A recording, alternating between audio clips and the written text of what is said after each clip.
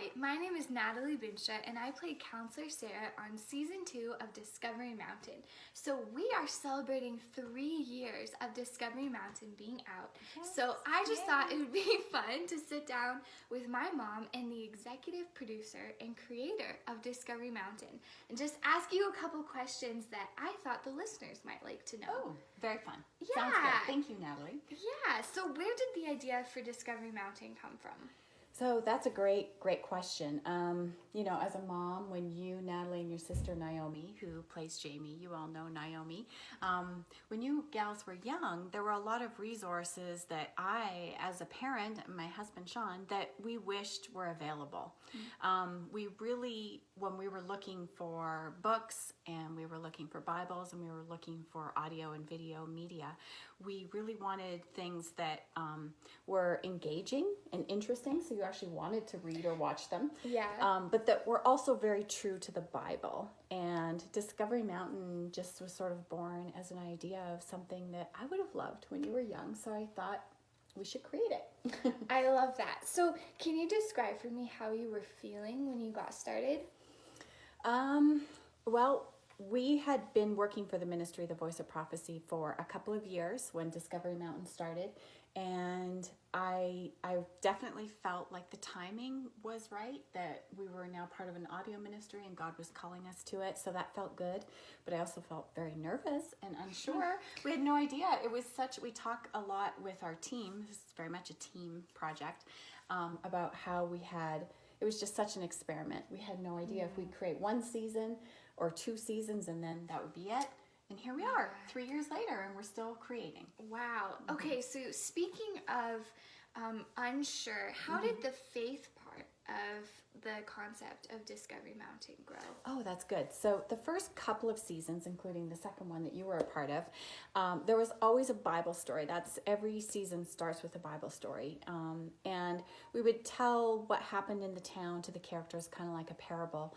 And there would be moral lessons and faith, but it wasn't really defined. And then I remember having a conversation with your sister, with Naomi, and saying, we need to really define the faith part of it. And so I said, what if we have like a faith exercise in every episode? And Naomi said, ooh, I love that. And so that's how the whole idea of really exercising our faith, and I became very intentional in adding that into every episode, starting in about season 3. Yeah. That's awesome. So how are families listening to Discovery Mountain today? How has that changed over time? Over 3 years. Yeah, that's interesting. I think most people, and you can correct me if I'm wrong, but most of you found out about Discovery Mountain seeing an ad maybe on social media or in a magazine, and probably you first listened to it on the website. And that's still the primary distribution platform, is the website, discoverymountain.com. But people also listen. You can now listen on Spotify. You can listen on all the major podcast platforms. But what's been really neat is with the growing popularity of like the home devices, which we don't have one, but like the Alexa and the Google Play. Oh, yeah. I've had a lot of parents tell me that the kids love being able to say, hey, what do they do? Hey, Google, hey play. Alexa, play Discovery Mountain. Yeah. So that's growing in popularity as that technology becomes more popular, which is kind of neat. So what kind of response have you received from your growing audiences? That's a great question. Lots of response, lots of feedback. We love hearing from our listeners. We love hearing from parents and families. And so many different kinds of responses. Kids love to tell us who their favorite characters are, what their favorite story is.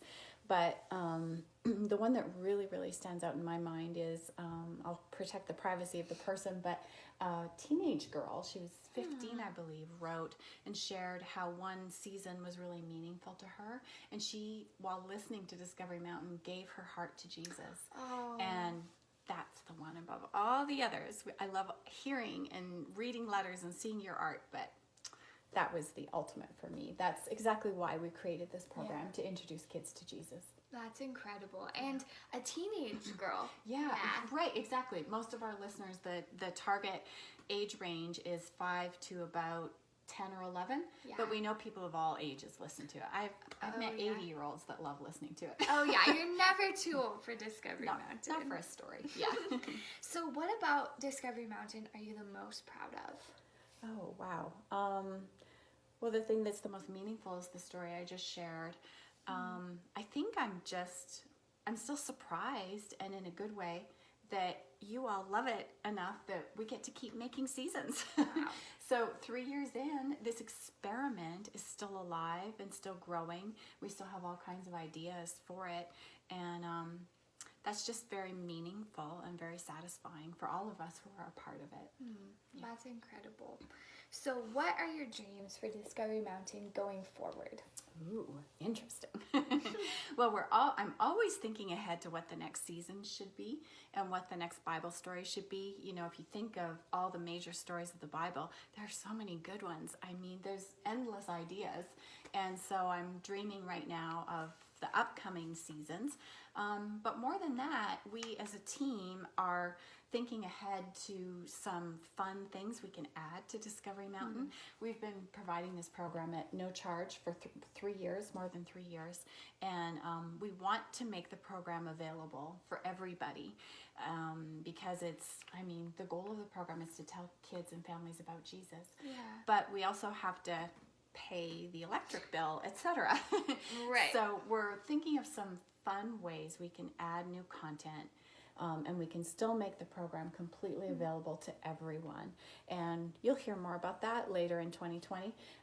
But just excited about that. Oh, and I'll give you a little hint, because if you sat through all 6+ minutes of this video, here's a little hint of something fun, Natalie, that we're going to add to the website. Ooh. We're going to add a map of Discovery Mountain, of what the town actually looks like. Oh, that's awesome.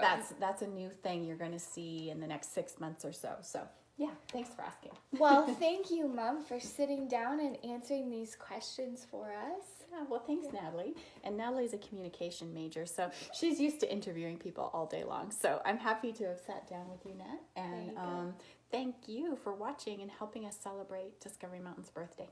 Bye. Bye.